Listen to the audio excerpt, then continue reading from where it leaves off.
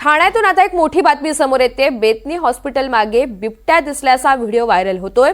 Vartak Nagar police तसंच one खात्यानं बिबट्यासाठी शोध मोहीम सुद्धा सुरू केली आहे। नागरिकांनी खबरदारी घ्यावी असं आवाहन पोलीस आणि वन विभागानं केलेलं आहे।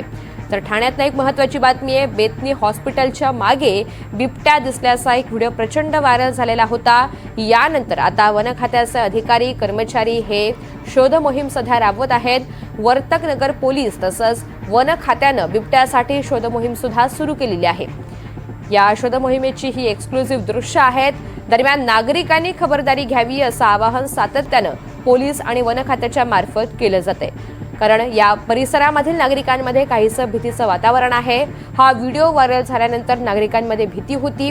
तक्रार सातत्यानं दाखल केली जात होती। या बिबट्याला पकडण्यात यावं अशी मागणी स्थानिकांनी केलेली होती आणि त्यानंतर आता शोध मोहीम सुरू करण्यात आली आहे।